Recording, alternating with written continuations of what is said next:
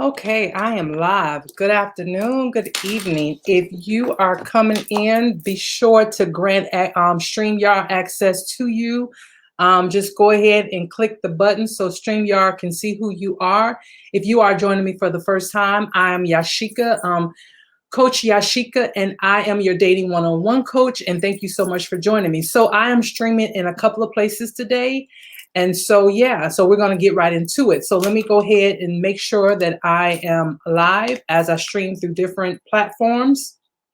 And so if you follow me for a while, you'll know that this is part of the process of me making sure, because I don't want to just be talking to the air or recording and thinking that I'm live and I'm really not. Okay, I found myself. Okay, so today we are talking about love languages. All right.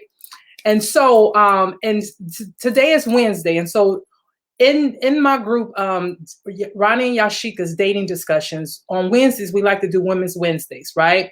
But every now and then, I like to just go live and talk about some things that are near and dear to my heart. And so I have been talking this over with Ronnie about the 5 love languages.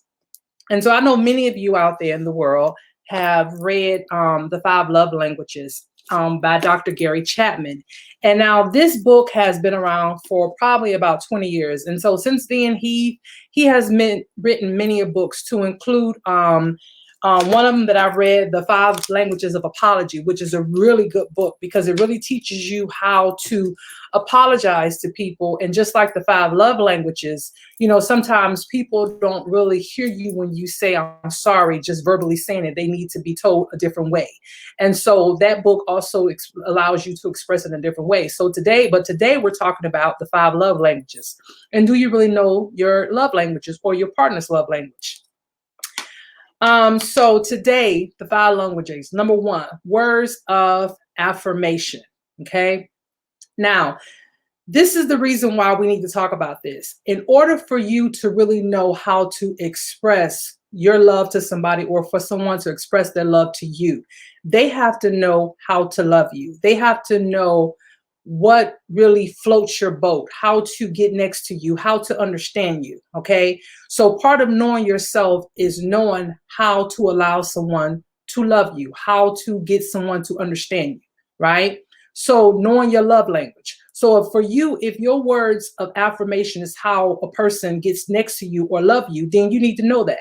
So for the words of affirmation, this is like showing a person shows you this, saying things to you. So for example, let's see, like they don't even have to say like a word to you. It could be something that they write on a card, right? They don't have to necessarily say, I love you. That could be a word of affirmation. However, some people like it to be like a handwritten note, right?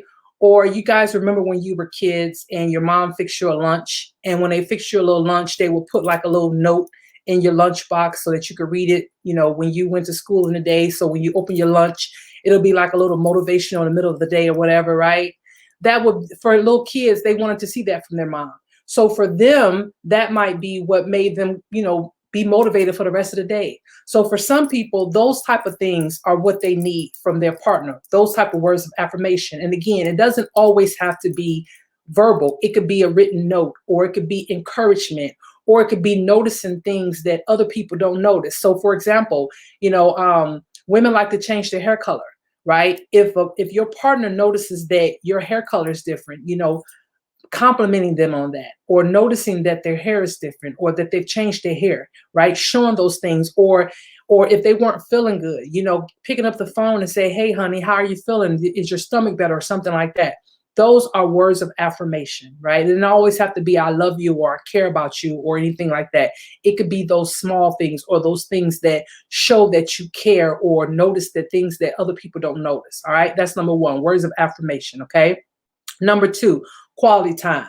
You guys know that since we have went to smartphones, quality time is becoming like dinosaurs. It's becoming extinct because people are picking up the phone, and, you know, you go to dinner or to a movie, or not necessarily a movie, but to dinner nowadays, and people are on their cell phones all day long. So quality time is becoming extinct nowadays. All right. But in a relationship, you know that this is important. And to some people, this is more important, especially if that is their love language. Quality time is important.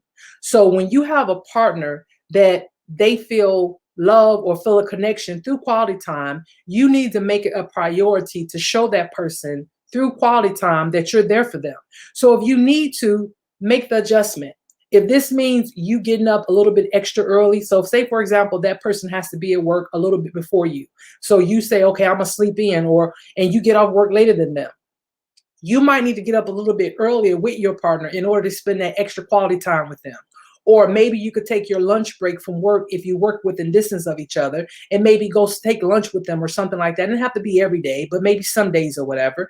But take the time to make sure that you spend that time with that person so that you can get in that QT time, especially in the age of cell phones and social media and all that kind of stuff. Make it a point to do that. Because I tell you, many relationships have failed because of lack of quality time.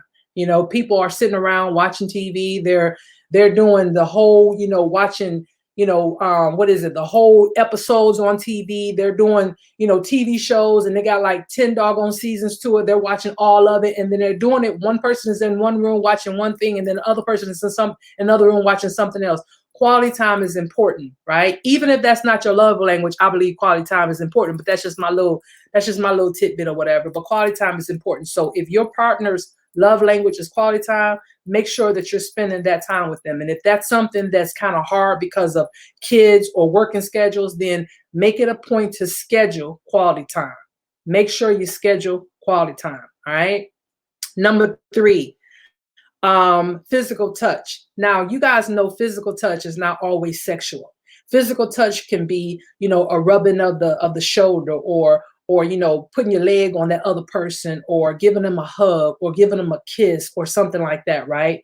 Some people express their love that way. Matter of fact, I think my love language is physical touch. Now, I won't confirm or deny whether or not it's necessarily sex, but I do know that my love language is physical touch. Okay, I'm just gonna say that, all right? And I won't confirm or deny which one it is, all right? But I've taken the test at different points of my life, and each time that I've taken it, physical touch was always my number one. I'm just gonna say that, all right? So physical touch. So again, it does not always necessarily mean that it's sex. It can be something as much as a hug, a kiss, a caress, or something like that. If you know that your partner enjoys that, then make sure you do that. And so men, specifically, I'm talking to men, right? Men, it doesn't always mean sex. Women like physical touch, and it's not always sex. They want to be hugged. They want to be caressed. They want to be, kissed on. They want to be snuggled with. They want to be all those things. And men like those things too. All right. Sometimes their physical touch is that, right? All right. That's physical touch. Number 4, acts of service. Now, for the acts of service, you have to really pay attention to the small things when it comes to your partner, okay? Because this thing could be, when it comes to acts of service, this can be something, you have to pay attention to the small details. So, for example, if you're out and about and your partner calls and say, okay, hey, pick me something up to eat, and you order, let's say, a hamburger for your partner, pay attention whether or not your partner likes onions on their burger. All right. If you bring them a burger home and it has onions on it, then it's like you're not paying attention. So acts of service also means paying attention to the big things and the small things as well. All right. That's like you're noticing what he or she likes and what they don't like. Okay. So acts of service means everything, or doing something kindly for them so that they don't have to. Right. This isn't just about cleaning up the house or anything like that. This is about the big things and the small things. All right. And not only that, but utilize your strength when it comes to the acts of service. So if you have a partner, so for example, if you have a partner that's not good at budgeting budgeting the money or whatever, maybe that's your strength. You're the person that handles the budget in the home or pay the bills in the home, right? So you need to make sure that you utilize your strength. So for that person, that's like, okay, you know what? That person gets me. That person understands me. All right. So when it comes to acts of service, it means a lot of things, just not you doing something kind for that person. It means you're paying attention to the big things, the little things, and paying attention to the details. Okay. And the 5th thing, receiving of gifts. Now, this one right here is like one of the ones that is like the most misunderstood, because when a person thinks that a person's love language is around gifts, What they don't realize is that it's not necessarily about something that's extravagant. It's something that has more of a sentimental value behind it. Okay. Now, granted, I'm not saying that everybody, that there's not people in the world that wants gifts that is extravagance, because that's not the case, right? There are some people that just want extravagant gifts, but for the most part, when a person genuinely has a love language that is receiving of gifts, this person have a sentimental value around gifts. So it can be something as small as a little trinket or as big as a darn house or car, right?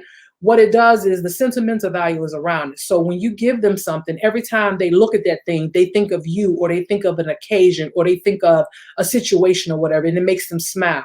Okay. Prime example, I remember when I was in a previous relationship, my previous life, right?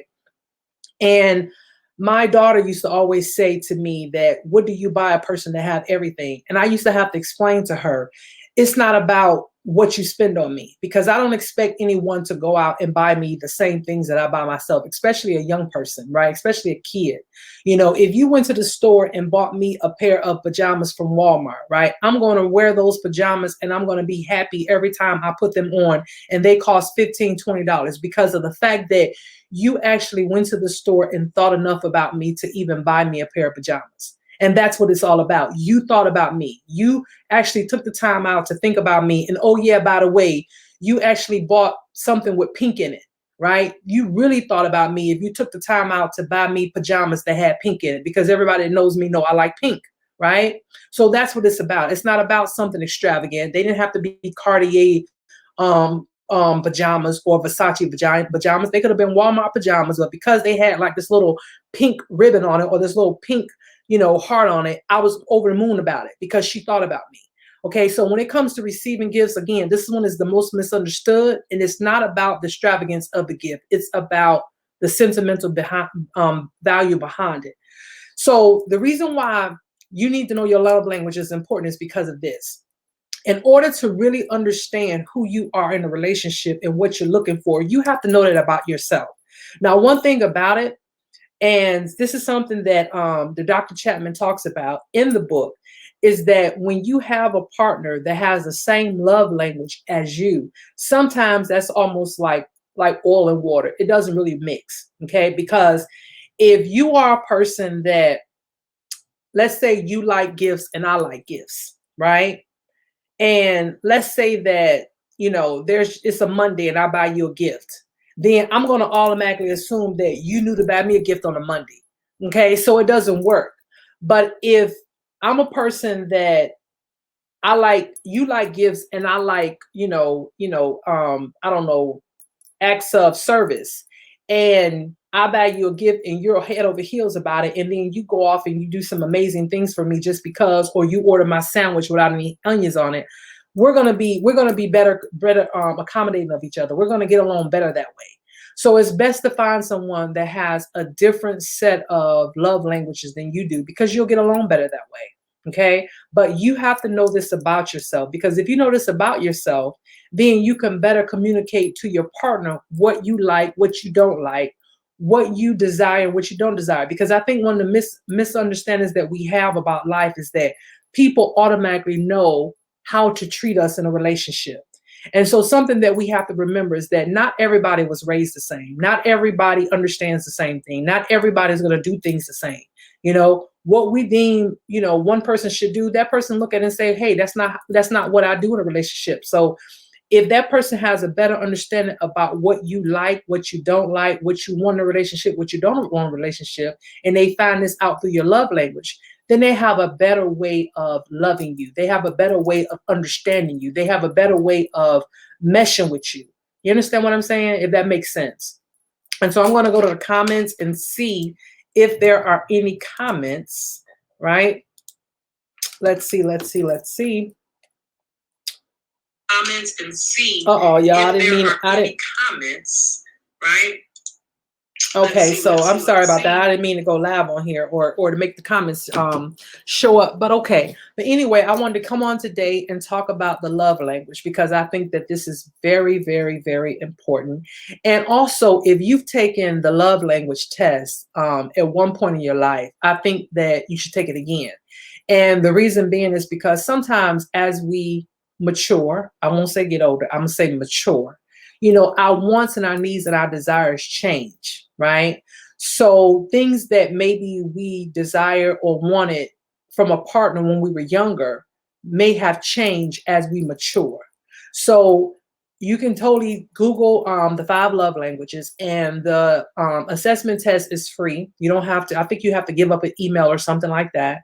But I think that you should take the test. So if you listen to this broadcast and you have not taken the love language test in a while, then I encourage you to do so, especially if you're out here in these dating streets and you trying to find your partner. So that way you have a better understanding of what you're looking for in a partner, right? And try to find you somebody that's love language is different than yours.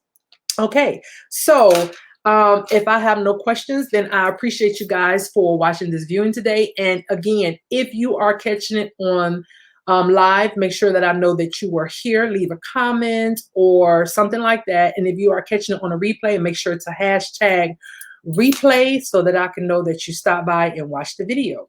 All right, and I am signing off. This is Coach Yasheka. Make sure you guys check us out in the Ronnie and Yasheka's dating discussions on Facebook. You can check me out on YouTube as well as IG as Coach Yasheka, or on the Art of Dating and Facebook as well, and also on YouTube.